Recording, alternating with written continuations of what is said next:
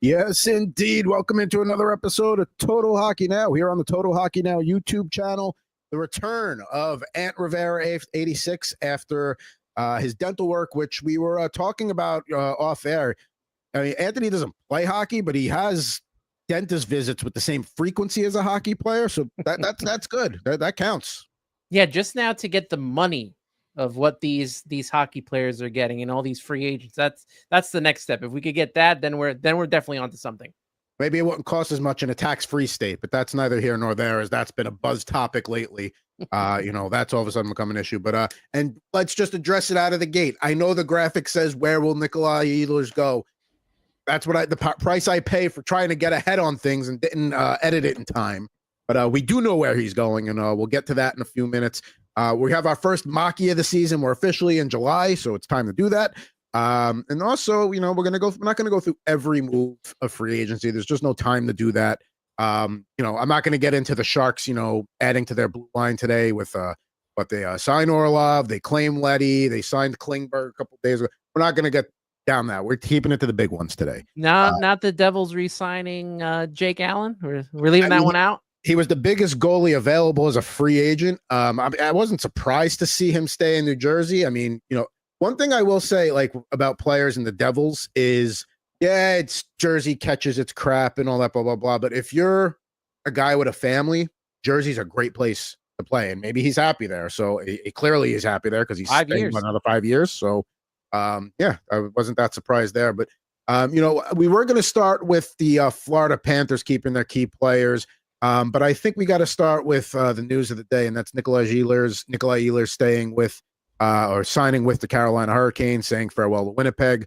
On the first day of free agency, his agent came out and said, like, hey, we're not doing anything. He got ahead of it, said, like, we probably aren't doing anything today, weighing out all their options. And, we'll talk about Carolina's other move here in a minute, but this was one of the teams that Chris and I had said, like, this would be a good fit. They missed out, obviously the Rantanen thing didn't work out.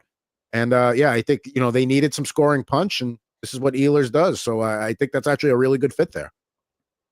Absolutely beautiful fit for the Carolina Hurricanes, who, listen, give Tulsi and the gang credit. They go out and they acquire players, whether they want to stick around afterwards or whether they're like, hey, I'm just here for a short time, send me off to a tax-free state. I mean, they go out, they get guys. And this is a great signing. It cost less than I thought it would. I thought we would be talking about like the $9.5 million range. I was surprised to see he didn't go all the way up to 8 years, but it's a good deal all around. He's going to get some good ice time now. He is being freed, hopefully, by Rob Brendamore to get his ice time up because his production is there, and if you give him more time to dominate, he probably will. Yeah, the Carolina Hurricanes, for a team that has been stuck in one lane in the playoffs, not being able to get over that hump, definitely making some moves here to make sure they have the opportunity to do that.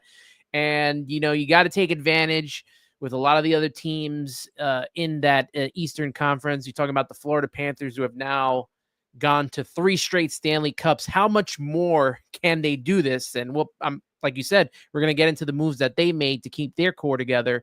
But this is a good move for Carolina to probably makes them, what would you say, maybe the second best team right now in the Eastern Conference? I mean, yeah, it's Florida's right now is number 1. Yeah, I would say that. Yeah, Florida number 1. I would say they're probably one of the more complete teams. If they can, if their goaltending hangs up, there's no. I'm not going to disrespect Sebastian Aho like that, but they don't have a real, true elite superstar. This is a team of really good players that play in a really good system, and everybody's on board, and everybody does what they need to do. So again, no shade to Sebastian Aho. He is very, very good. I would have him on my team any day. But when you think of traditional elite superstars, I don't have Sebastian Aho in that conversation, but very, very good.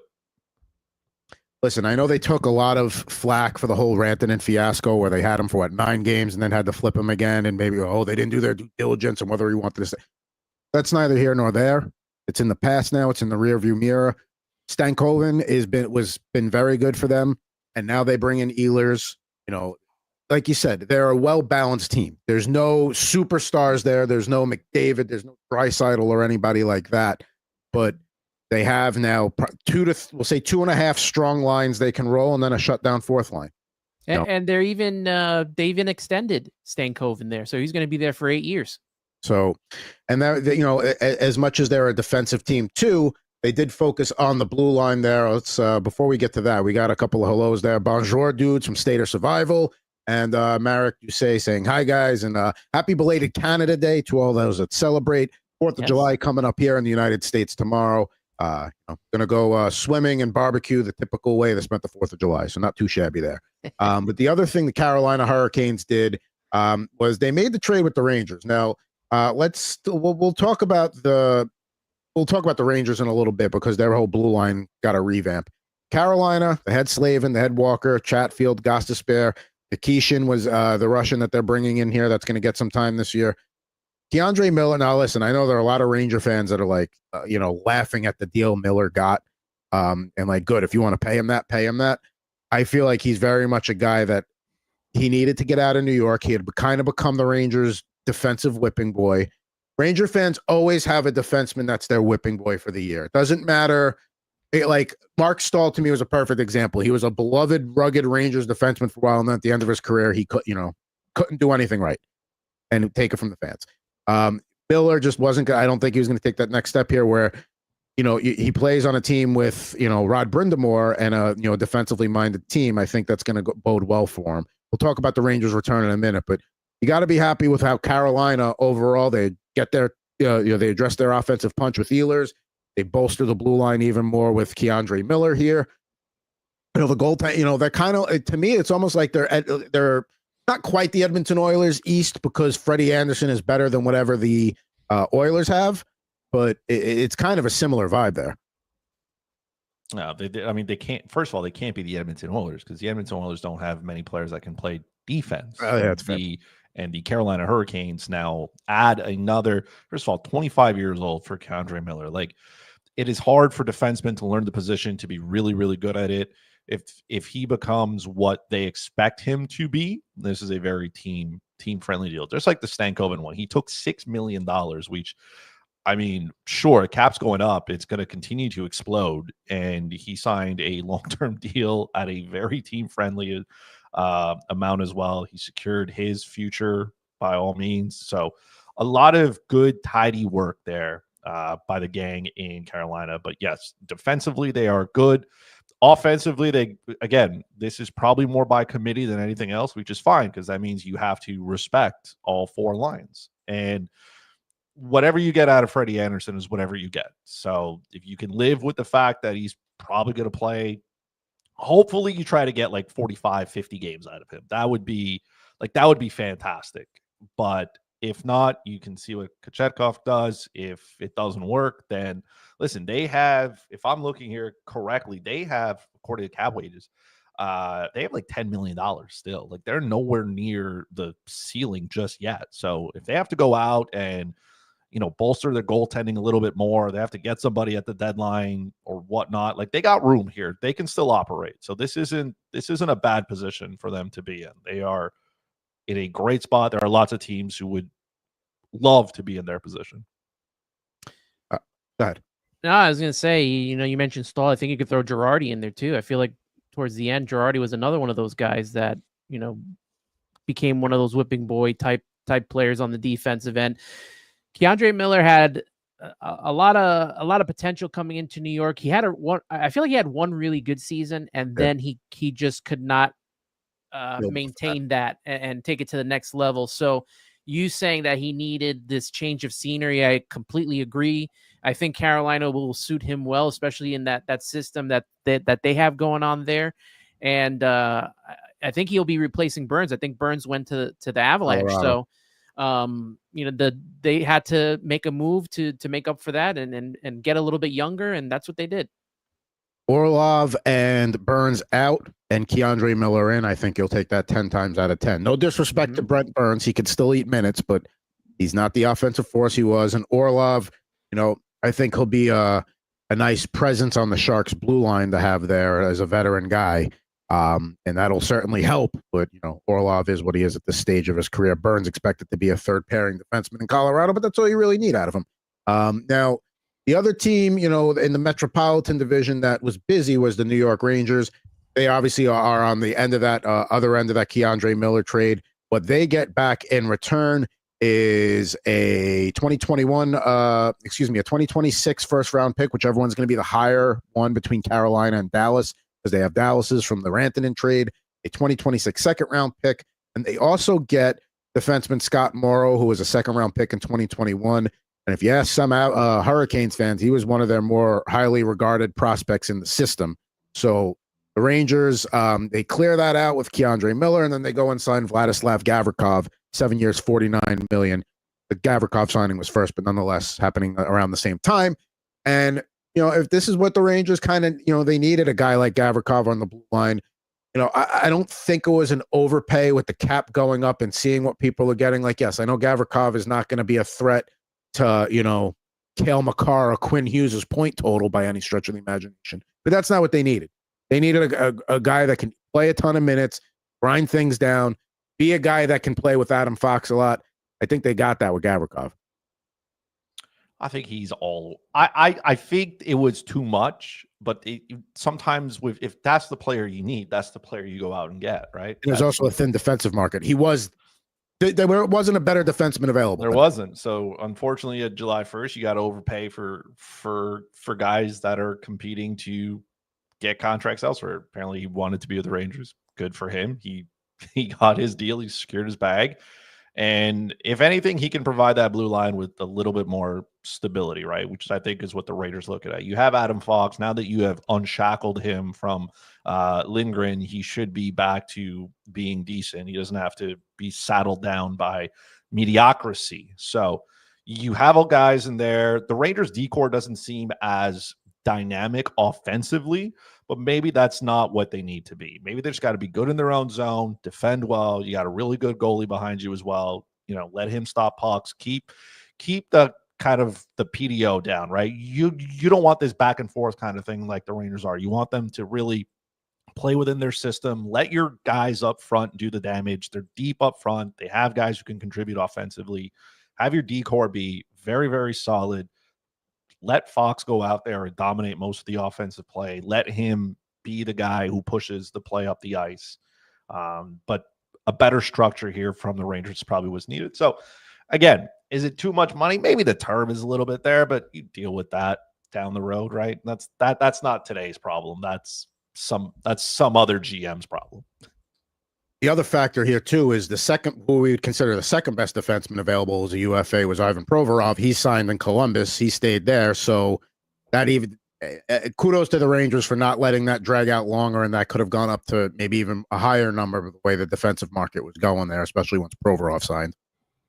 Yeah, listen, some guys got shout out to all the like player agents who convince GMs that they need to hand out a significant amount of money to guys who don't need it. But yes, listen, if you're willing to pay the money for Ivan Provorov, go ahead.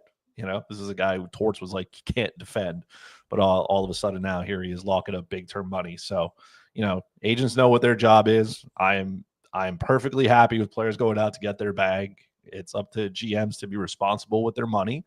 And we saw some of them, like, you can't give them a credit card and then send them into a candy shop because they're coming out with stuff they don't even need. But listen, let them, you do you, boo-boo. I mean, sometimes the team's got to get to the cap floor. That wasn't the case with the Rangers here. That's why I thought maybe the Sharks would go heavy on Jake Allen and overpay for him. But hey, there we go. And then when you look at the Rangers up front, they keep Will Cooley around, at least on paper, with the coaching change. Now with Gavrikov, and we know Shesterkin, they're going to be better than last year. How much better is the question? But there's no reason for them to not be better. Like, last year was just an absolute train wreck with a 2-month slump that they never recovered from. Clean page this year. People in the locker room. There's a new voice in the locker room. I'm not going to say I'm optimistic about the Rangers next year, but at least I'm not pessimistic about them, is probably the way I'd put it. Do you consider them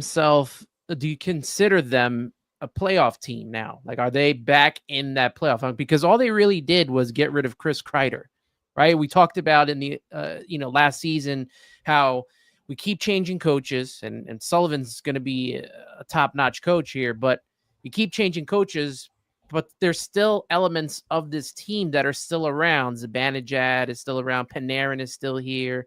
Obviously, Fox is here, and you still got the GM. Are they going to be able to work together now after what happened last season? Is it bygones after that whole debacle there?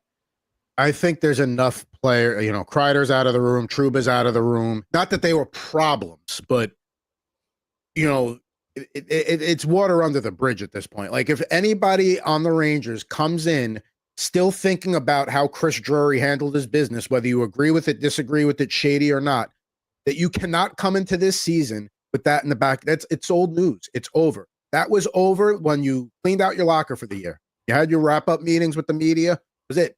It's over. It's done. Cannot think about that. And if you do, it's going to train wreck the season. Now, the bigger issue I have with the Rangers and where they rank in the East is who's that third center? Mika Zibanejad playing on the wing. Then they had him back at center. Now, who knows what's going to be, how that's going to shake out. You look at the Metropolitan Division, obviously playoff format is very dictated by your division. We talked about Carolina, now second best team in the East, best team in the Metro. The Devils, when they're healthy, I'd say the second best team. You have the Capitals, who, don't want to show disrespect to them. A lot of what they did last year was buoyed by Ovechkin's goal chase, and I can't imagine he's going to have a season like that again and produce at that rate. So obviously that's going to have an effect. Do I think the Rangers are the fourth best team in that division? Sure, but Columbus is nipping at their heels. Philly's not there yet, but they're starting. They've hopefully bottomed out, and they're starting to go on the rise again. Pittsburgh's going to stink. So I'd say right now they're the fourth best team in that division. Okay. I can live with that. Listen, am I rooting for the Rangers to be terrible? Yes. But that's, WMW Animations wants to know, do you think Shesterkin has a bounce back now that Gav joined solid D-man? Yeah, I mean, listen, anytime you put in a solid defenseman that's expected to play in your top minutes, should help your goaltending out. And, we talk about Shesterkin being one of the top goalies on the planet, that's going to help there. So, we'll again, it's the Rangers have to come in with a clean slate. We'll see how things shake out. Another thing he's chiming in on, we'll get there soon. Marner sucks. I'm going to assume he lives somewhere in Ontario, but we'll get to that. Also, Schneider's to keep growing because he's a stud. I agree. That's another guy that hopefully he takes a step and makes that line a little more solid all around. We'll get to Marner in a second. I mean, we got to show some respect here to the Florida Panthers. Chris and I a week ago were like, all right, they're probably going to keep Bennett, but can they keep Marchand? And Ekblad's probably out the door because they have a good blue line even without him. They brought in Seth Jones. Then everybody decided, hey, let's take cap-friendly contracts. Let's look out for the team. And they keep their three guys together. So now, basically, the bulk of their top three lines and their top two defensive pairings are locked up through 2030. They're going to take that jump this year from and it's probably already happened. They're going to be the villains now. The way everybody loved the Chiefs in the NFL for a few years, and now because they win so much, now that we don't want to see them win anymore for the most part. That's where the Panthers are there because they have heel status now. Yeah. That's why I sent you guys that gift. You can't keep getting away with this. They just keep re-signing all their players. And if they're taking team-friendly deals so that everyone can come back, that they're on a mission to win more Stanley Cups. And the fact that I thought maybe this year, after, going to 3 straight Stanley Cups, maybe it'll catch up to them. Maybe they'll get tired. You know what, guys? I don't know if I see that coming. And the fact that hockey now runs through Florida is something I never thought I'd say, because you could even throw Tampa in there. Florida has been just the state of Florida alone has been a part of the Stanley Cup finals for so long now. The last Eastern Conference champion, not from the state of Florida, I believe, was the Capitals or the Bruins. I forget which year. Yeah. The Lightning, we could talk about them. They did absolutely, not to say it wasn't for lack of trying, but they needed to do something, and they kind of keep up with the Joneses there, and they did not do anything. So we'll see. Maybe year 2 for Jake Gensel and all that. But hey, I don't want to wax poetic because it's all been said about these guys just taking deals to stay. They have the chance to be the first dynasty. I mean, I ever see the Islanders 4 in a row as a dynasty. I'll give the Blackhawks dynasty status in the 2010s. I know them and the Kings. It was the way it was. Florida, way it's Florida and Tampa now out of the East. There was a period, 10 years ago, it was either the Kings or the Blackhawks out of the West. So that's kind of like where we're at right now. So it's really hard to win 3 chips in a row, right? Like, so what do you consider dynasty? Is it 3 in a decade? Does that make the team a dynasty? I would assume so. If they go 3 in a row, they've got the status. Because yeah, absolutely. But like, if you don't win off and get 3 out of 4, and they've gone to the Cup 4 out of 5 years, I think so. Yeah, you got to be dominant for 5 years, right? That to me is the benchmark at that point, and they are right on the cusp. But again, like the Florida Panthers are just absolutely fantastic because Paul Maurice is an elite coach, but give Zito every single credit. Homie had a problem, and just like, oh, you can't do it. And he's like, he just whipped his eggplant out. It was like, I'll do it. I don't care. I'll do it again. Like, he gave Brad Marchand got a 6-year deal at 37. We know exactly where that contract's going to end up at some point. I mean, those hips are going to. No, listen. Those hips are going to fall apart around age 40. And then that's going to be one of those contracts that ends up in like Anaheim or San Jose or Buffalo, where we got to get to the floor. But he went out and he's got a whole bunch of these 4-fly guys on 1-year deals, right? Everybody's on the 1-year deal at the bottom. And then he goes out, adds cheap, he lets, one guy walk, brings in Jeff Peach for like barely any money. And right, you don't have to overpay these guys. First of all, it's easy when you win because you're like, hey, man, do you want to be as close to the Stanley Cup without actually winning it? Sure. This is our deal. Take it or leave it. And guys will take it. Guys will be like, sure, I want to be here, right? Sure, we can argue about the fact that, they keep all of their paycheck because they got no state income tax, but that's, they're good. And then you can sell that. And then they sell it to other players as well. I'm sure Bennett could have got 10 mil easy. Right. I think Brad Marchand could have got more money, probably not the term though. Oh, so yeah. He was like, hey, I will gladly stay here if you're going to give me that kind of term so I can cash in. And again, like good ownership, good general managers. That's the difference between your team being absolute terrible and the Florida Panthers. You have general managers who understand what they're doing, right? In Zito. And then you have Ken Holland. Like there's very little in between because those in between teams just, are not sure what they're doing yet. You have good GMs and you have terrible ones. I mean, you know which one Zito is. And the way they're set up, I mean, you have your top 3 lines intact. You have your 4th line too. Those 4th line, like whatever guys you can't afford to keep, replace them with guys in the minors, or you go do something similar like they did with Jeff Petrie, where you just go get some guy on a veteran minimum that's happy to play on a 4th line if he's got a realistic chance at winning a cup. I mean, geez, their 3rd pairing is Petrie and Kulikov. Like, come on now. And I know Petrie's better days behind him. So is Kulikov, but as far as 3rd pairings go, it's not even fair anymore. It's easy. Just go out there and just play your 15 minutes and don't be terrible. Simple. And if you happen to make a mistake, Sergei Bobrovsky's behind you. Yeah. So I mean, to me, that's the only thing that I could really see undoing the Panthers over the next few years is that if Bobrovsky, and again, he's only got 1 more year, so they're going to have to, figure out what they're doing with him after that. But, problems now, that's next year's problem. So Panthers keep rolling now. As our friend here, WMW Animations said, Marner sucks. Let's get to Mitch Marner becoming a Golden Knight. We'll talk about the Leafs side of this in a minute. Marner was a guy that, Chris and I were saying last week, he's going out west. He's going to Vegas. He's going to LA. Anaheim, I think, was a smoke screen rumor. I don't think he ever really was considering going there. But he goes to the Golden Knights. Vegas, who's a playoff stalwart, always one of the teams that's favored to one of the top favorites in the West, but falling short. Now have a guy that top goal scorer. Chris said last week he doesn't love that, using him as a penalty killer, but the guy can do it. So, he brings a lot to the table here for Vegas.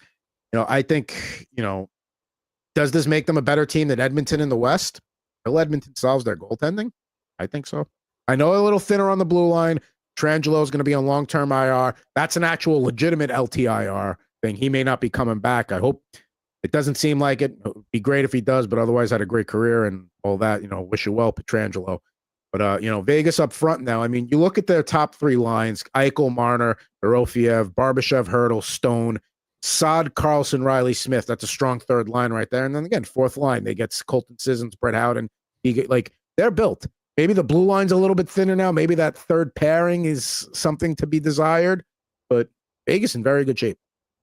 Yeah, they went again. Good, just good teams continue to be good. It's not rocket science at this point. Do I love the fact that they paid $12 million over 8 years for Mitch Marner? I mean, look, if that's what you want to do, then that's what you want to do, right? And if you win, then it really doesn't matter at that point what you do. If you win a Stanley Cup, then whatever the sauce was right. It doesn't matter how you got there. So they go out, they lock up arguably the best free agent that you could get, and he now adds another aspect. Like, you can hate him all you want, he's still a 100-point guy. We'll see what happens when he gets to the playoffs, but I feel like now he's going in. First of all, he gets out of that fishbowl that is Toronto, and just listen, I mean, being from a hockey market, we know exactly how it goes. Some players are not built to play in those markets. It is what it is, right? It is what it is. Some players don't want to, go to places where they're going to get berated, and every single segment on TV is about how terrible you are. But now he goes somewhere. He's a complimentary piece, I feel, and Vegas keeps a lot of their pieces intact. Thomas Hertl doesn't move. You don't have to sacrifice William Karlsson. You didn't really sacrifice anything. And I'm sure they knew that Alex Pietrangelo and his hips, they weren't going to follow. So that probably made it easier for them to spend. They're over the cap as they sit. But again, like many things in Vegas, it's a mirage. It doesn't exist, the salary cap. It is just there for other teams to worry about. Vegas will find a way to circumvent it and get through everything. So not a worry there. I don't think they're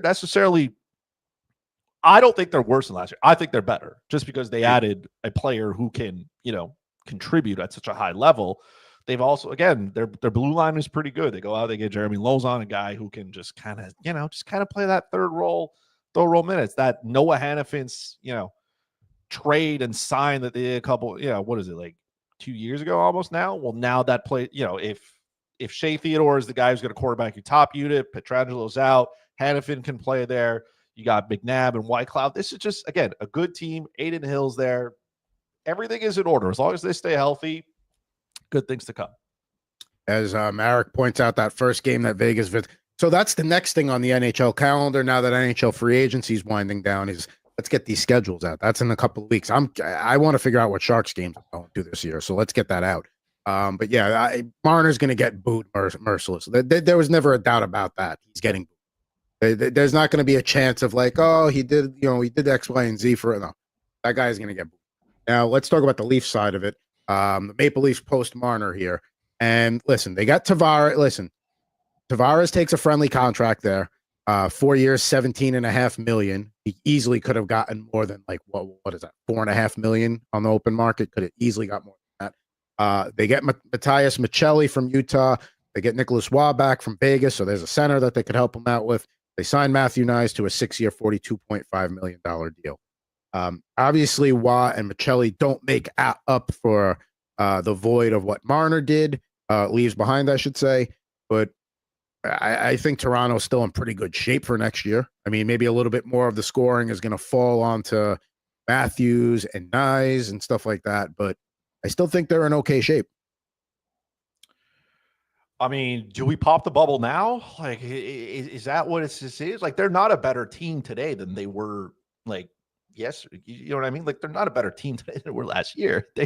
They lost arguably one of their, their high prolific point getters. You can say what you want about this team in the playoffs, but he is not the only person to blame, right? Like, it's not just Mitch Marner here. I understand there are lots of other things that, contributed to this. Yes, they go out, they get Waugh, and there's your third line center. That's probably the guy who's going to take it, which by default forces John Tavares into that second center role. And he's going to have to produce at that rate, whether you like it or not. He did the Leafs a favor. He took a very team-friendly deal, because 7 seems like he probably could have gotten 8. Like, let's be honest. He probably could. Somebody's giving him $8 million. There are no 2Cs available. As somebody who in Montreal who needs a 2C, there are none left. So he did his team a favor. by saying, I will be here. I want to be here. I'm happy here. And, let's run it back again. But the Leafs' problem is, again, on the blue line is they just refuse to acknowledge it. They're going to run out there with the same gang that's there, and it's not going to change much when you get when you get to the playoffs. You're going to be a team with a below average blue line. You're not going to get much offensively from that gang, right? Morgan Riley's not the guy he once was. And you're going to rely on the guys up front to contribute. And look, Michelli is a great player. He is young. He is one out from his RFA deal. How many times have players had fantastic seasons in contract years? So if Michelli's going to take over the Marner role on that top line, it is realistic that he could probably push over 60 points. I know some people think he's an 80-point player, but we need to take, temper those expectations. Right. Whatever is in the pipe, we take it, we put it down and we take a minute to breathe, because that's, listen, he is a great facilitator. He's going to be able to move the puck around, probably going to have to play on that top line to get full value out of him. But the Toronto Maple Leafs are not a better team today than they were last season. So expecting them to be even better is just not, it's just not factual. I agree 100% with Chris. I mean, I know the fans were tired of Marner, and maybe he didn't live up to the expectations that they wanted, but they were a better team with him on the roster, especially if they're not going to do any big impact moves. I don't know how much they can do, but yeah, it's, I'm waiting for the full episode of Slapshot podcast where Chris goes off on this Toronto offseason. It's coming soon. Slapshot podcast. Follow it there. You'll get to it. So yeah, and listen, I don't think the Leafs are a better team. I think they're the second best team in the division behind Florida. I think they'll find a way to make it work as long as they get similar goaltending to what they got last year, because that was a difference maker for them too. A couple more things want to get to before we get to the mock draft here in a few minutes. Brock Boeser stays in Vancouver. I was a little surprised, but I mean, apparently he loves Vancouver, loves the city. You can't really, I'm never going to fault the guy for being like, I like where I am. Going to take a fair deal. They didn't overpay for him. He got, probably fair market value at 7.25. Really, I don't have much to say other than I was surprised. I was surprised in the sense that he committed to 7 years there when the outlook is not great for Vancouver. But if a guy he likes the team, he likes the city, he likes the vibe, not going to fault him. Homie, speaking of teams that have terrible leadership, there is one of them there. Because first of all, this signing happens after July 1st. So he loses out on a deal. They tried to sign him earlier in the year, and they wouldn't give him the money that he wanted. And now they end up giving him exactly what he wanted, right? So, I mean, he must, listen, Boeser must really love, the rain and the mediocre, temperature there to want to be there. But good for him. Again, good for guys like Connor Garland for getting their money. Good for all that. This is a team that has no cap space now. Are they necessarily that much better? No. Yes, they've gone out. They took on Evander Kane's 1 year, deal left. And if Elias Pettersson thought hanging out with JT Miller wasn't fun, I'm excited to see how he hangs out with Evander Kane. Let's hope that Kane can bring over his good conduct to Vancouver, which I'm hoping he can. They gave Thatcher Demko another 3 years on his deal at $8.5 million for a guy whose body seems to be falling apart here pretty quickly. They now have, for next year, because this deal starts next year, they have $13 million locked up in Demko and Lankinen. That is a choice. You wake up in the morning, you look at that, and you do not feel great about it at all. I'm not saying there's anything, again, go out and get paid, man. But from a team's perspective, signing Kevin Lankinen, first of all, that was the first mistake. And the good news is when you make one mistake, you're more likely to make another one, right? Again, somebody should have taken away Alvin's credit card, because now he's just handing out things to players he shouldn't be doing. But that's a lot of money for Demko, for a guy who maybe you had no choice to keep him. Maybe you had nobody else, and the market wasn't great. You said, hey, man, we got to do what we got to do. But that's $8.5 million. So you have to be sure that he can play upwards of 50 to 55 games. You have to be contending for a playoff spot, not just squeaking in. You got to be one of those top 3 teams in your division, which I don't think they will be. And let's not forget that Quinn Hughes is due to get a pay raise as of next year. They can start negotiating his next deal. He ain't gonna stay. And I listen. You got to sell it to him, and you got to sell it to him big time. Didn't the general manager have a weird press conference saying that, yeah, it's highly likely that Hughes is not staying here? I think his comments were more about like, it's like they'll deal with that, and there's a possibility that like any player could leave, which is sure they'll deal with it when they get there. But like, if he doesn't want to stay, I'm assuming he'll tell the team, like, hey, I'm not re-signing, and then he becomes expendable, and then it's kind of like line up. But like, you're not going to get enough for a player who's not going to stick Especially around. when it's known that he's like he could just wait. Like if you know he's not going to extend, you can just wait it out and hope he gets to free agency, and then you can back the truck up for him at that point. But and with the salary cap going up, I mean, you're not going to be able to sign him because Elias Pettersson is making too much money, and you gave Thatcher Demko too much money. So again, some teams just don't understand how to spend money. They probably need somebody from the analytics department to sit down and like give somebody a shake there. But this, like, it's not looking good if you're a Vancouver Canucks fan. It's just not good. Gotta love it. One of the things you love here, doing streams, doing podcasts, you get both sides of the fence. Rangers fleeced Carolina with the Keandre Miller trade, and then we got S. Flett checking in. Rangers got robbed. Miller will haunt them. He will raise the cup before any rag. Spoken like potentially an Islander or Devil fan, I'm going to go out on a limb. I like I said, I can see both sides of it here. Yes, Miller, I think will become, but I don't think he was going to become that player in New York. I just think the vibe, none of it was right for him there. I think he'll thrive in Carolina. And then it also depends, I mean, the first and second round picks I got are going to be towards the back end of the first round. Scott Morrow, how he develops and how he fits in, that's going to be, how I think we truly evaluate since the trade. Oh, Rags fan since the 60s. So you're just a disgruntled Ranger fan, which we've all had those moments.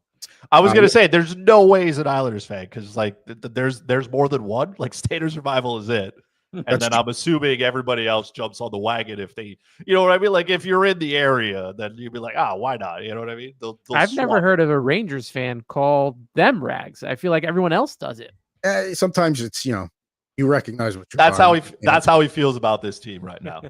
Yeah, and you get Total Hockey Now. Please like, subscribe, follow. Love all the new people that are here today. And one more thing we want to get to before we get to the fantasy hockey mock draft number 1 of the summer here. Oilers failed to address goaltending issues. And I listen, it was not a deep goalie market. There wasn't things to be had. But if Steve Yzerman can upgrade his goaltending with a guy that we all knew has been on the market for the last 2 to 3 years, but every time something got close, he would get hurt or whatever with John Gibson, they figured out a way to make it work. San Jose Sharks, sure, they overpaid maybe a 3rd-round pick for Nedeljkovic, but they needed a veteran presence back there to go with Askarov. They addressed their need. Like, everybody, my mother, who is slowly suffering from Alzheimer's, probably knows that the Oilers need a goalie. That's how worked up about it I am. I just, the Sharks do that, the Red Wings, the Devils keep Jake Allen.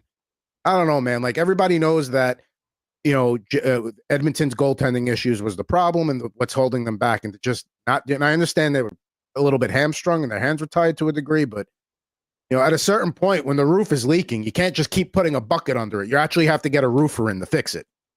I saw throughout all of the Stanley Cup finals, Chris talking about Jake Allen going to Edmonton. I literally saw Chris as I was passing by Newark at the Prudential Center, packing Jake Allen's bags and getting him ready for his flight to Edmonton, and nothing. That's, I don't know how much more they need to see from Skinner to continue this.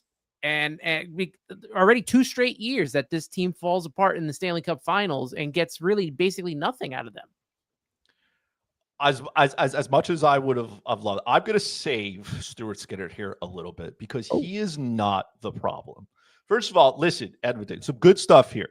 Stuart is 26. He's entering a contract year. We know how this goes for players. So if like when you're building, at some point we'll get to it, when you're building your like draft kit or whatever, you're sitting down with your rankings, just put a little star next to guys in contract years because that's, money talks and players want to go out and get paid. So listen, strap in, okay?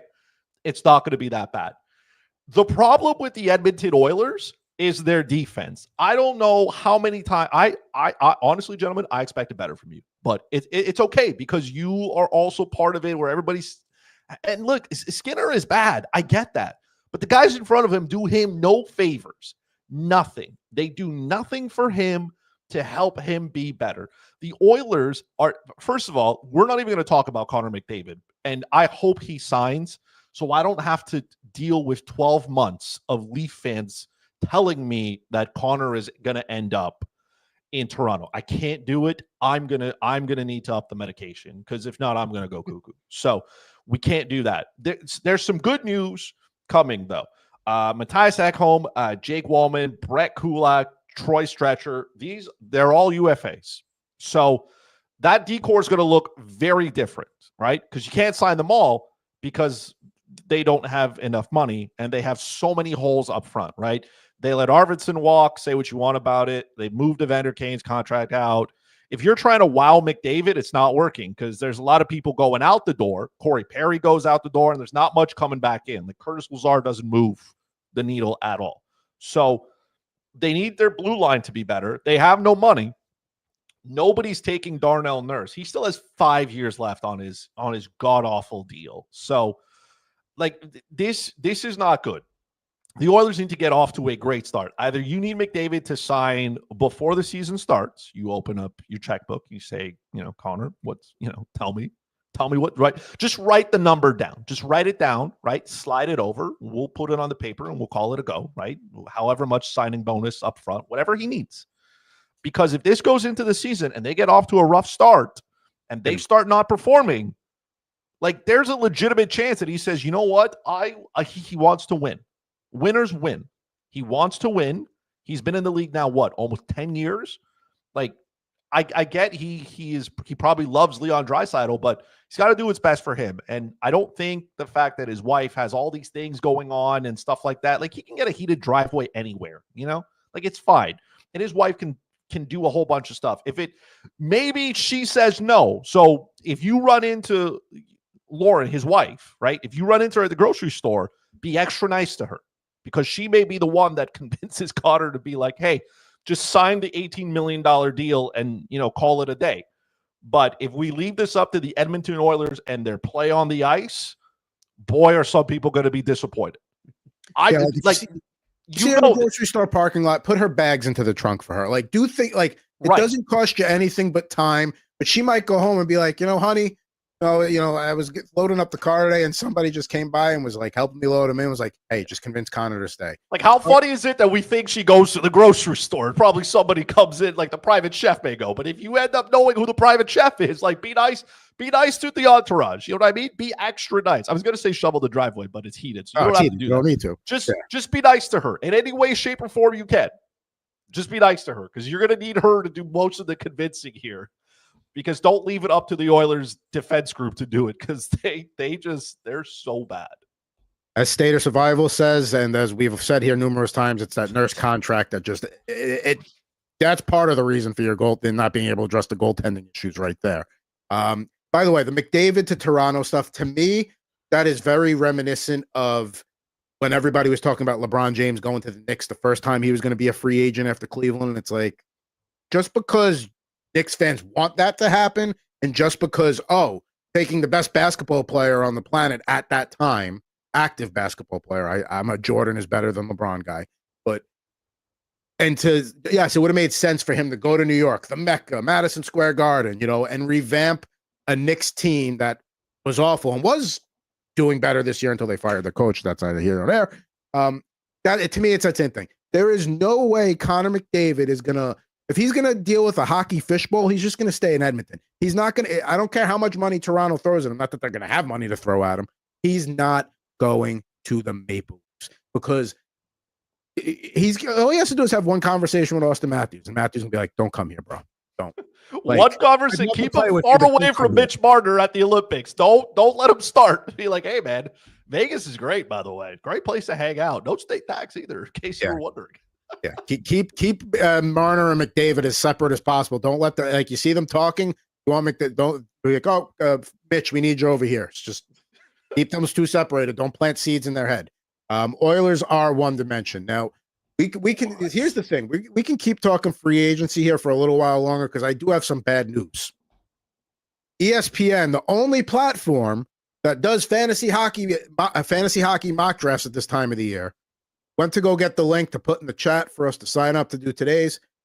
Down for maintenance. So there's not going to be a mock today. They could have done the maintenance overnight, 1 a.m. Pacific, 4 a.m. Eastern, when the bulk of the country's asleep and anybody that's awake is probably not doing any mock drafts. No, let's do it at 6 o'clock Eastern, almost 3 o'clock Pacific. So I'm sorry to disappoint for anybody that's tuned in today, hoping to watch a mock draft. I was hoping to do one. Not happening today. Thanks, ESPN. Well, is the maintenance them uploading the rosters? I don't know what the maintenance is, but when you go to the site and you try and click on a draft, it gives you we're down for maintenance thing. It's like, great. Thanks, guys. Listen, if you're a Leafs or an Oilers fan, this is right up to par. You have been disappointed. Get used to it. Get used to it. I don't want to steal Puck Doku from Slapshot Podcast, but that is not a bad idea, State of Survival. But I'm not going to stand. I'm not stealing Chris's stuff. We can do Puck Doku. I didn't do one last week because we had to talk about Noah Dobson forever. We had to talk about how Kent Hughes just absolutely fleecing the entire. First of all, if you're a team, because I know teams listen to this, they have it right up on the big screen. Hire yourself a player agent as your general manager. Nobody knows both sides of the coin better than a player agent, or a smart analytics guy, right? But none of the other stuff.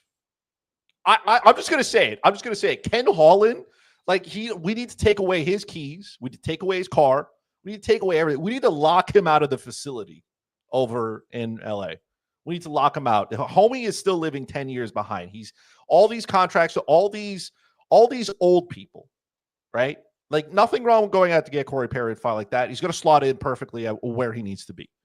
But lock it up, buddy. He was out here handing out some of the most egregious contracts to guys like Cody Ceci and whatnot. And I'm like, what are we doing here, bud? And I get that they needed two defensemen to help fill out, the bottom four, bottom pairing, however things shake out with Brant Clark and Joel Edmondson as well. And now with Dumoulin and Ceci there. But yeah, again, thin defensive market. That's what's going to happen. Dumoulin and Ceci were top 10 defensemen available. When have they ever been part of a top 10 defensive conversation at any point in their career? 4 years for Ceci at 4.5. Again, shout out to his agent. I'll find his name here. Brian Dumoulin gets another contract, just $4 million. We're just handing out $4 million to everybody now, right? They did Joel Edmondson last year. They're just forking out money to guys. Doughty's not getting any younger. Doughty is not. Oh. And that contract at some point will come to an end, but they still have to find money for LaFerriere, and they have a little bit of money, which is fine. Thank God. But these, again, just a team just absolutely falling apart. The LA Kings. I don't know how they do it. Take Holland's keys away, man. There is no reason for him to be doing what he's doing. All right. So now that, we've had some move, the top three teams in the Pacific last year, Vegas, LA, and Oilers. How do we see that pecking order shaking out now? Is it Vegas 1, Edmonton 2, LA 3 still? Is it LA, Edmonton 1, Vegas 2? I mean, looking at the rest of the Pacific Division, there's really no hope for Vancouver to do anything. The Sharks aren't doing anything. Seattle's not doing anything. Anaheim has improved. Maybe they sniff a wild card spot. Maybe they're in the mix that last week or two of the season. But I don't see them jumping into the top three. I think it's basically Oilers, Golden Knights, then the Gap, then the Kings. I mean, we were saying that they needed Nikolaj Ehlers. They should go after Ehlers or Marner, and they come away with nothing up front besides fourth line guys. Armia and Perry. That's true. They signed Armia as well. I forgot about him, obviously. Listen, this is Vegas's division, right? And then by default, Edmonton is second because all these other teams are just trying to figure it out. Like Anaheim, let's just completely disregard for a minute. No offense to the San Jose Sharks. They're literally handing out money so they can get to the floor. Because, again, shout out to Dmitry Orlov's agent, man. This man is putting in the time to get his client signed. Seattle has the most mid team I've ever seen. It's just a collection of mid centermen. That's it. If you play center and you're mid, welcome to Seattle. That's the team. Vancouver, good luck trying to figure out what they are. Calgary, like who knows? So there's so many mid teams there that the Kings just have to exist, and that's their third spot. All right. So this is I'm going to bring this up. This was a question asked a little bit earlier. We didn't get to it. And I know it's been covered on the Slapshot podcast, but let's talk about it here. Thoughts on the Habs moves? How good is their goaltending now? So let's talk about the Dobson acquisition first, because that happened after we got off the air last week. And you look at that Montreal blue line now, and man, like they look like they're ready to go there. They got a puck mover and a defensive guy on each of their three pairings. Up front, maybe you'd like to see one more center in the mix there, but because Chris is not convinced that Kirby Dach is a center, and I tend to agree. A question asked about the goaltending. I think they're in fine shape. Montembeault and Dobes. I mean, that worked for you down the stretch. There's no reason to tweak that. Before that, Peter McTavish of Cortex Management, the agent for Cody Ceci. That's the guy. That's the guy I want to deal with. He has 4 clients. Okay, Jordan Spence being one of them, who went to Ottawa. Not that we care for Jordan Spence really much, but he's got 4 clients. Cody Ceci, by far the cash cow. Listen, the Montreal Canadiens go out and they get Noah Dobson. Now, am I a fortune teller? No, but I did think this was a good idea back at the trade deadline when I literally did a whole episode on it, which was episode 82. And we tried to math. Like, we tried all the math possible. But I would have given up more. And then we didn't. He traded. You move 2 picks that you don't need, right? I didn't expect Montreal to make 2 picks, and they move both. And it sucks to lose Emil Heineman, but he is a depth player. So you move all those players out. You get a really good right-handed defenseman, which general managers absolutely love, right? I get that everybody's like, oh, yeah, it wasn't a great year for Noah Dobbs. Great. It wasn't a great year for the Islanders in general. Like, they are still the New York Islanders. And now you bring him into a system where, yes, he may not get the top power play minutes. Like, if you're hoping that Noah Dobbs is going to get 70 points, man, am I here to disappoint you? Because that's not going to happen. But if he could play his role, shelter him a little bit, and let him get there, this team's going to be just fine. Dobson could block shots, one. So you can play the power play. You can play him on the penalty kill if you want. The biggest winner here is Mike Matheson, because now we can stop rolling him out 24 minutes a night. We can give him, sheltered minutes. Maybe you play him just 20 and you don't have to, roll him out there on the second power play unit so we can never pass the puck towards the right side of the ice, right? Maybe the left side of the ice. That would be best. In terms of goaltending, I don't know if Dobes is going to be the back. Ideally, I know they went out to sign Kakinen, which is that's your backup goalie. That's the guy who's going to sit on the bench, know his role, and make sure that Sam gets, a night off, probably a week.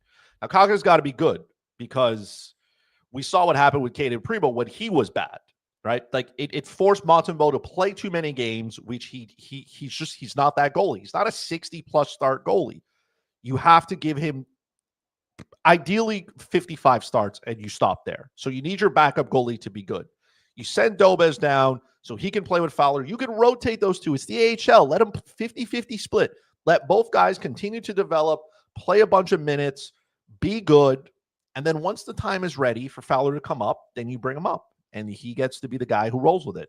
Nothing wrong with Sam Montembeault. I guess it's going to matter about the development of Fowler and Dobes, because I do think those guys can play. You could split those starts in the NHL and get about 45. You have your 1A, 1B the same way they did in Boston. The problem is you got young goalies, and we know how that goes for them. It can definitely be a learning curve. So, and you don't have that that veteran in the back, like a Jake Allen, because you had to subject him to all the abuse here before you sent him off somewhere where he's so happy. I think they're okay. I think they're going to be just fine. I'm not sure they're like a contender this year, but next year, look out. Like, that's it. We're going to the top. So you have 12 months to renew your bandwagon membership. Because as the president of the bandwagon club, like, once the Habs start going to the top, like, we have receipts, and some of you are not getting in. Like, I'm going to be at the front there of the line, and I'm going to remember you, and we're going to kick you out once you start. You heard it here first. The 2026-27 Stanley Cup playoff second-round matchup, Florida-Montreal for the right to go to the conference finals. Heard it here first. It's true. Somebody's going to have to get past Florida again. It would be nice. It would be nice if Florida could fall apart. It would be nice if Florida could fall apart before that. That'd be kind of great.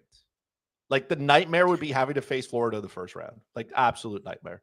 But again, the only team to beat the Florida Panthers during the regular season 4 times was the Montreal Canadiens.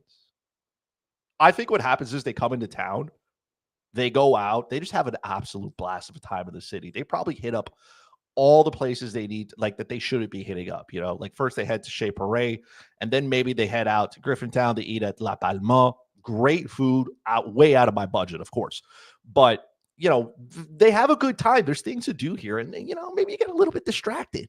Maybe that's good. That's my job. My job is to make sure that these players come into town and just, you know, get them absolutely obliterated. Car bombs for the whole team. I think your current head coach, who is a Lightning legend, maybe he is the kryptonite to the Florida Panthers. Maybe that's what it is after, you know, spending many years giving them problems back when he was on the Lightning.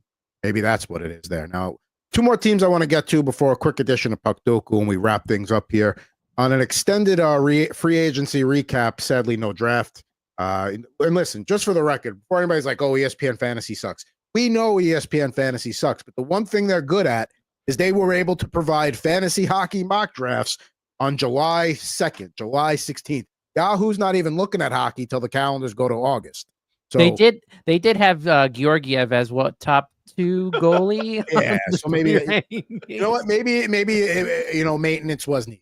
Maybe that's definitely needed. But listen, none of us are reaching out to ESPN to want to know if they, you know, tell them how much we love them. They're, you know what I mean? Maybe they see how poorly we talk about them, and then they're like, you know what? Hit them with the update.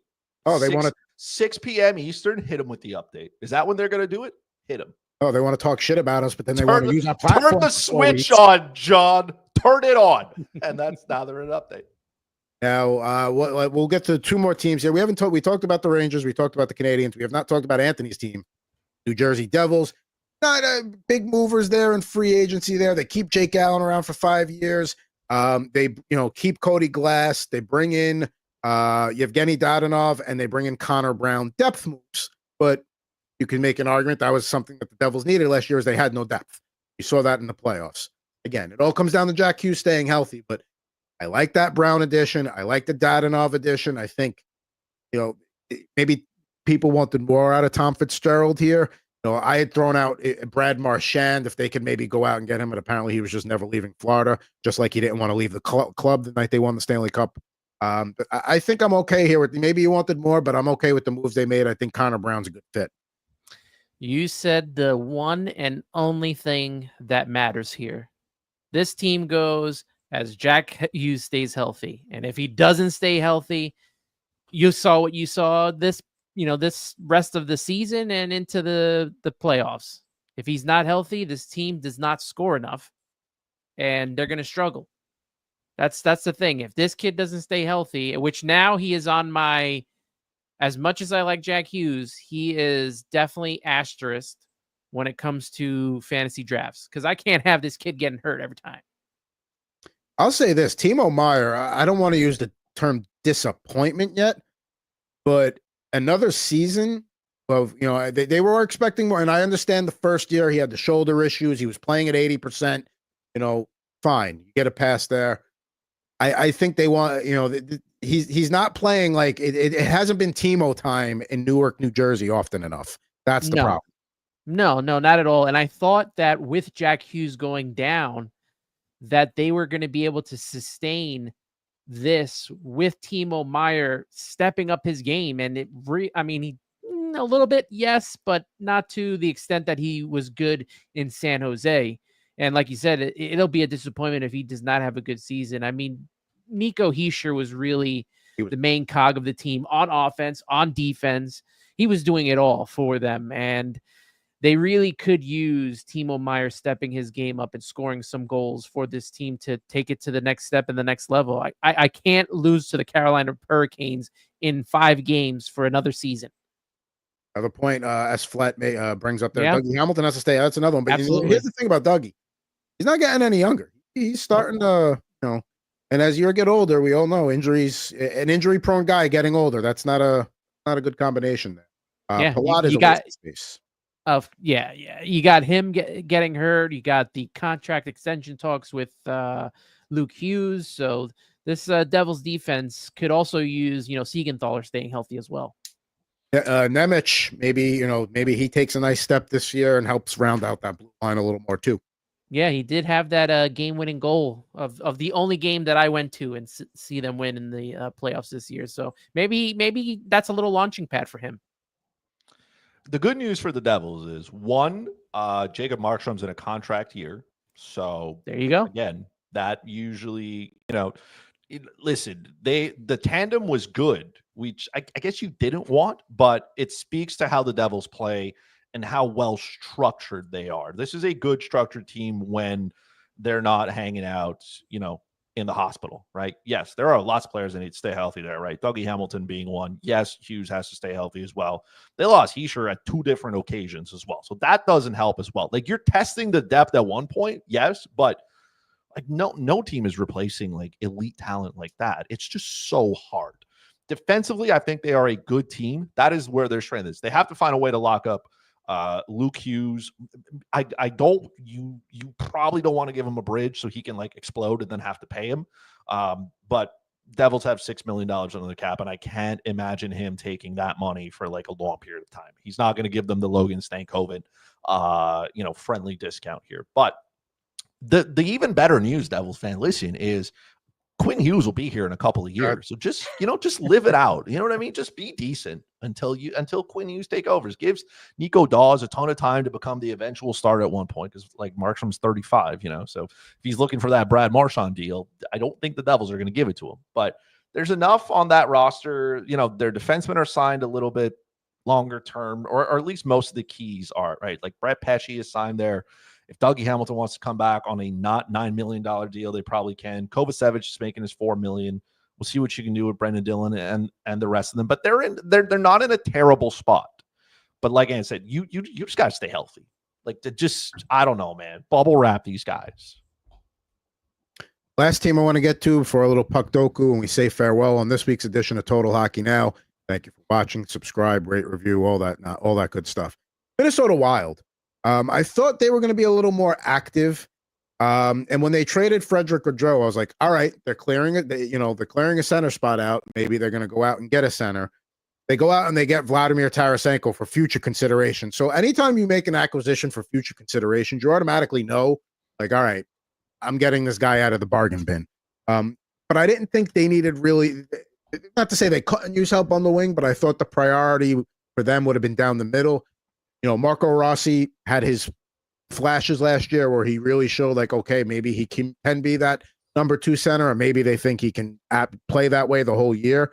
But, for a team that played pretty well against Vegas in the first round, Kaprizov probably wins the heart if he stays healthy, if he had continued to play even remotely close to that opening season clip he was on.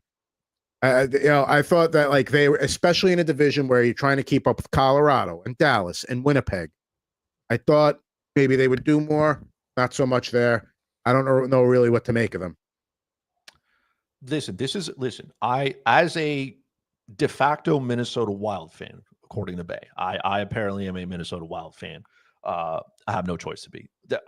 Don't worry, Gustav Nyquist will be back at the trade deadline. That's just where he's ending up. The number one priority here, or the biggest win, is that the Minnesota Wild have $16 million in cap space as of today.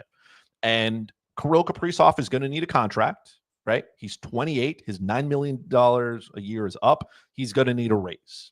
So, and Joel Eriksson Ek is signed 4 more years at 5.25. Absolute steal. Matt Boldy is signed for 5 at 7. So this team, the nucleus of it is fine. Matt Zuccarello can still give you what you need to. Vladimir Tarasenko is only 33, which is 1 year less than me. I'm not saying that he's like, he's a spring chicken. There's a lot of tread off those tires, though. There is. But in the role that he plays, he's going to be just fine, right? Like, he's coming into a team where he doesn't have to be the guy who does everything. He just has to complement the rest of them. I need to find out what Minnesota's going to do with Marco Rossi, because Minnesota doesn't have a centerman. And I don't know if they know, but 2 C's are impossible to find. So they got to come to terms with Marco Rossi. The reason why I don't think they need to go out and spend a whole bunch of money, one, the dead cap space for Parise and Suter has come down dramatically. So it's only 1.6 instead of the 4 million that they are, the 14 million that they were owed. They have some depth in the minors that can probably help them, specifically on the blue line. Okay. So Sven Byam, right? He's good. That's the guy. He's going to run that power play this year. Right. At some point, he's going to come and he's going to be just fine. David Jarek as well from Columbus. They have players in the system, right? Byam is 19. Jarek is 21. These are kids. They're going to join an already young defense group. That's fine. Brock Faber's 22. But there's more than enough there to get it done. Right? They're probably good. John Merrill's going to walk. Who knows what happened with Zach? Zach Bogosian can just be daddy of the team, and make sure everybody's got what they need. A younger team, I don't think this is where they make a splash. I don't think it's now. I think this is a team, depending on where they're at, maybe they're better suited for the trade deadline, right? Maybe they see how it goes. If they start pushing, they have to, they got to figure out how much money they're going to have. The first thing is to figure out Rossi, that they got to sign him. They got to find a way to fit that under the cap, make it work, whether it's a bridge. I don't think there'll be an offer sheet for it. If so, then you're just pushing the Wild to a spot they don't want to be, but they're going to match it, right? And they also need a backup goalie. They need somebody, since Marc-Andre Fleury now is going to be playing a lot of golf in Minnesota. But this isn't a bad spot for them. They don't have money to flaunt everywhere, but it's not terrible. A lot of their good pieces are locked up. They just need a couple of things, but they probably do that at the deadline when they have more cap space. They can get teams to kind of buy in and retain a little bit of money. They have, picks and stuff like that. They're not in a bad spot. It's just maybe it was best for them to not go crazy at the seeing all the players that are overpaid at the start. It wasn't for them. I think they're fine here. Just start strong, let the kids play, and then see what you need at the deadline. Maybe another veteran defenseman, bottom line, bottom 6 kind of guy, whatever you need. Going through, so State of Survival says, I don't see many going anywhere. They won't get through LA, Oilers, Colorado, Vegas, Jets, Dallas. Seriously, they need to rebuild again. I'll say Vegas is better than them. I'll say Dallas is better than them. I'll say Colorado is better than them. I'm taking the Minnesota Wild over the Kings right now in a 7-game series. Yes. Edmonton gets dicey because if Kaprizov gets hot, he can now match, that now you got somebody that can keep up with the Joneses in terms of the Edmonton's offense. Winnipeg, I'd say probably still better than them, especially if they get even 60% of what Jonathan Taves used to be. It's a tough division for them. Yeah. I will give them that. It is an absolute gauntlet. And Nashville, listen, I know they were terrible last year, but the talent is that maybe they put it together this year. I doubt it. The blue line's not in great shape, but I don't know if Nashville is as bad as they were last year. So it's tough, but it's not a rebuild. No way. Ain't no way. They're closer to competing than they are rebuilding, I think. And you have prime Kirill Kaprizov in the playoffs showed me something. Yeah, listen, this team failed a little bit because their 2 best players got hurt. That's why. Not many teams are surviving that. You're not rebuilding with prime Kirill Kaprizov and Joel Eriksson Ek signed an absolute friendly deal and Matt Boldy just waiting to explode. You're not. No. All right. We got about 5-10 minutes to go here because Ant's got to get out of here soon, so I don't want to hold him up too much. let's get to the puck doku. This is what the people tune in for, right? I mean, not really. They tune into Chris's for that, but since there was none this week, and we have no draft to recap or do, thanks ESPN Fantasy. We'll do a little edition of puck doku here, and I've already got a couple ideas for the Flyers line there. I was going to throw out Darian Hatcher for the Flyers and the Stars, try and get some uniqueness points here. Damn, you guys are going for uniqueness. I forgot because I'm terrible. I just try to solve. I want unique. It's not good enough to. I mean, 18%. I could probably do. Probably could have did a little better than that, but I'll take that. Talk about guys that know how to, throw their weight around on a blue line. Flyers, Predators. Peter Forsberg. That's I was going to say Peter Forsberg. Okay. All right. So, Chris, you can take the Flyer, Montreal one. I have a cup. I have one. I have two. Actually, I know, like, it's going to be popular. I was going to say Danny Briere. That's a good. I was going to say John LeClair. Right. Desjardins. Okay. Well, so some of these are before I was, able to understand what was happening in life. I mean, you should know Eric Desjardins is a Canadian fan from the history of him scoring. That. Yeah. Yes. No, absolutely. I just want you guys to be reminded that I'm 34. I'm gonna put Eric Desjardins in there. Gee, thanks. As the elder. I'm just reminding you guys. As I'm the elder statesman. There we go. Okay, that's good. Not the best picture of Eric Desjardins. It looks like that almost looks like a DUI photo. It's bordering on that. So we got the top line done. Now Leafs and Stars. What are we gonna do for the Leafs and the Stars? I was gonna do Max Domi. Would do Max Domi. Trying to think. I don't think a lot of people are thinking of. I mean, how many players have played in Dallas and played in? I feel like there was a play. That's Toskala didn't play in Dallas. No. You know why I say that? I think most people are going to lean Ed Belfour. All right, so yeah, I mean, I forgot Belfour had that stint in Montreal. We could do that. That's fine. I love Eddie the Eagle, one of the best masks of all time. 10%, okay, that's a lot better than I thought it would be. Yeah. We got John Cordick in the chat here from State of Survival for Leafs and Canadians. Not going to look a gift horse in the mouth. Oh my God, that's again. Now you're starting to go before me. So yeah, 2% will bring that uniqueness score down. I had Mike Komisarek in that spot, or Thomas Flick. Long Island's own Mike Komisarek. We got Toronto and Nashville. Now, Colton Sisson's probably easy way to go there, but I feel like we could do better than that. Oh, Calle Yarncroc, I'm sorry. I get those guys mixed up. Yeah, that's probably. Honestly, I don't think about Nashville very often. My apologies, Nashville. I just don't. Yeah. Is there anybody else that would have played in Nashville and Toronto? Trying to go back to the early Predator days and see who moved around. Lozon didn't. Steve Sullivan ever play for the Leafs? I don't think so. I know he played for the Predators. Played for the Leafs. I mean, we may just have to go Yarncroc here to just get onto the next line. I got nothing in the chat. We're going Yarncroc. Sorry. 9%. Okay. That's not bad. That's good. That's good. All right. So now we should be at the easy line here. 20+ goal season for Dallas, Nashville, and Montreal.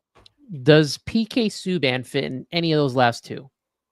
Did he score 20 plus? No, he didn't. No, he didn't score 20. Not even in his best in his Norris, because the Norris was was the lockout year. I don't think he scored 20. If you're looking for a 20 goal scorer there on the Montreal Canadiens, I believe, if I'm not mistaken, Sheldon Souray scored 20. That 1 year where he was just clapping bombs. I believe it's risky. I have a similar feeling about that, and I'm willing that we'll do that last, so that way we don't blow it before the end. Dallas 20 goals or Dallas and North Stars. It's in the franchise history, so Minnesota is absolutely included. Dino Ciccarelli. Maybe go off the board there a little bit. There we go. 2%. Very good. Okay. All right. Thank you for the reminder about the North Stars. All right. Predators 20 goals plus goal season. I know. We're trying to go back here. Now we're fighting. Now I'm fighting for uniqueness, because I would have said, I would have said Philip Forsberg, but that's too obvious now. Let's see, who else have they had that's been a pure goal scorer for them? Forsberg may have to be the way to go here. trying to go back into my memory banks. Or you could go to like someone who like David Legwan, right? Like we can go like, Did he? You don't think he scored 20? I feel like Legwan was a guy that like 20's on the cusp for him. It's too close. Gustav Nyquist. Shoot. All right. Future Minnesota Wild. Yeah. I think he keeps a condo there just in case. 1%. All right. That's what we're talking about. Damn. Okay. Status about. Okay. He's out here cooking with gas. All right. We're going to do it. We're going for Sheldon Sorey. We're going for it. I believe he scored 20. I know it's a defenseman and it's tough, but no, but I remember there was a year where he just exploded. On the power play, he was just lighting it up. We're doing it. All right, 0.9%. I did something good. Oh good my job, God. Everybody. I wasn't worried about us solving it because 3 minds are better than 1. Oh man. I'll take that, a 71. Let's see. Let's view the stats there. Okay, so we're one of 1,951 people to get all 9. There we go. 71 units. Somebody got a 0. God bless you. Look at that. Yeah, I would have gotten none of these. Yannick Perreault. Oh wow, Perreault scored 20 at one point. These are all 0%.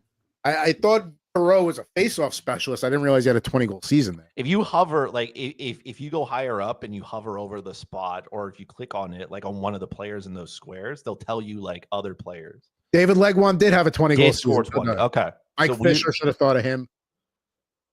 Stevenson. Okay. Yeah, this year. Okay, I get it. Okay. So that answers our question. It would have been has he scored 20 more goals in any of his career years? I don't think, did Steven Stamkos score 20 last year? Maybe.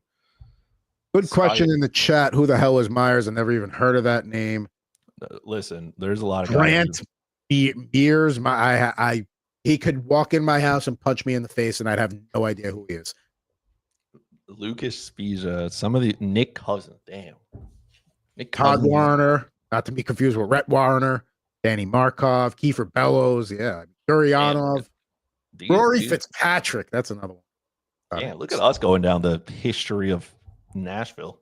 I mean, it is true what they say about men that you can just sit around naming old random athletes and you will have the time of your life and pass many hours that way. I got about like at least 15 years before I get to that point. Well, you let me know when you're ready for that because I'm always down for that. Now, listen. Some of the names, some of you popping out, some of you putting the names in there. There's Rob. You have to be at least 50, right? Because some of those names, like for you, I just want you to know I have a Cordic sweater. Do I have it here? Hold on. Well, Chris goes and does that. Let's plug Subway to Shea podcast. What do we got coming up there? That's not been good for the Mets lately.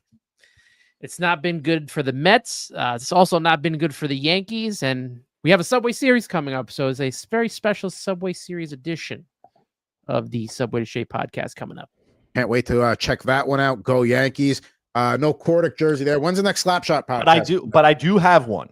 I don't know when it'll come out. Slapshot podcast this weekend at some point, maybe Saturday. So we can go over some of the teams that are just what I'm hoping to do is a tier list. We'll break down teams that had a good July 1st, right? And it's not just signings, right? Trades a couple of days before that, things happening afterwards, just a good, a bad, and then like just in the middle, like a mashup of like whatever happened, that's what it is. State of Survival. I do remember that Courtnall trade. I am old enough to remember watching Rick Vave score his 50th on TV. Now, my question is, I have no idea who that is.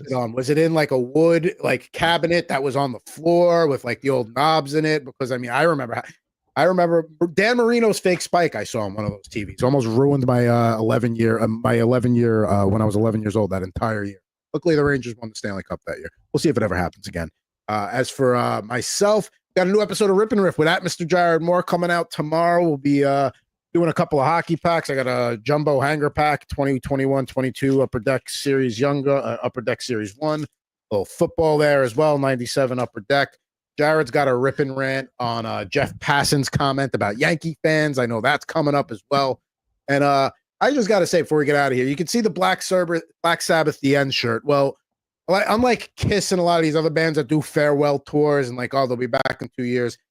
Saturday, the place I want to be is Birmingham, England. Was not able to get there because this is indeed going to be the last ever performance for Ozzy Osbourne. I already got my ticket to stream it. It's going to start at 7 a.m. Pacific time. I already said I'm not going anywhere Saturday afternoon. cannot wait for that legendary event. Black Sabbath, Ozzy Osbourne, Metallica, Pantera. I mean, the list of just like all the metal bands that are going to be there and rocking out doing it. I cannot wait for that. So that's going to be how much did you have to pay to stream it? Only $30 for the stream. I mean, tickets to go there. I mean, not counting airplane tickets and stuff. Like, I can't imagine what they were getting up to. 30 US, so like 210 Canadian. In a world where I don't have a child, I'm probably skipping this week and getting on a plane to London to drive to Birmingham as we speak. Let's see. He said the ones with the cord where you had to press buttons to change the channel. That was Rick Vave. Okay. They did their final tour, and that was a different incarnation of Black Sabbath. Now, this is not a farewell tour. This is a farewell show. Ozzy had tried to do a couple of farewell tours. His health wouldn't allow it. I mean, it would not surprise me if Ozzy croaked by the end of the year, but you know, he's getting it up for one more night, and I cannot wait. So how old is Ozzy now?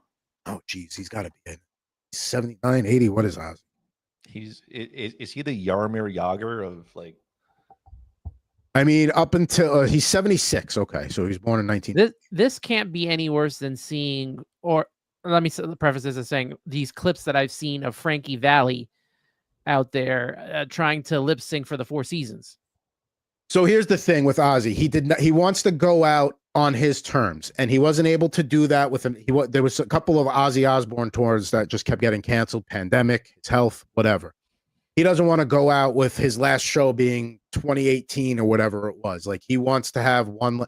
He said, ideally, I drop that after the show is how it goes. So I think he knows, like, you know, when you got to go out there for one last shift and it's like you're leaving it all on the ice. I think that's what we're going to get out of him. You know, he is a 78-year-old man, but yeah, pumped for that. To be fair to him, he sings better than when he talks just in normality. I think there's a whole SNL skit that's based off of that, where like you can't understand him when he talks, but when he sings, it's like perfectly. There's an old SNL skit, I think. Ozzy is way younger than Jorma. Jorma actually has talent. There you go. I'm excited. That's going to be my Saturday. But thank you for everybody for tuning into this one. Apologies again that we didn't have a mock draft today, but I think we had some fun anyway. I think we had a good time. We nailed the puck over. Tweet to ESPN at ESPN. Thanks for the maintenance at 6 on a Thursday. Yeah, like come on. Again, I understand nobody cares about. Not saying nobody cares about fantasy hockey, but it's not a top priority at this time of the year. You do it at overnight. But for at Fuzzy Chris 91 and for at Ant Air Rivera 86, I am at Pucking Thoughts Adam Bernard. We're going to be back with you next week, hopefully Thursday, and hopefully with a mock draft. Here on the Total Hockey Now YouTube channel. Thank you, everybody.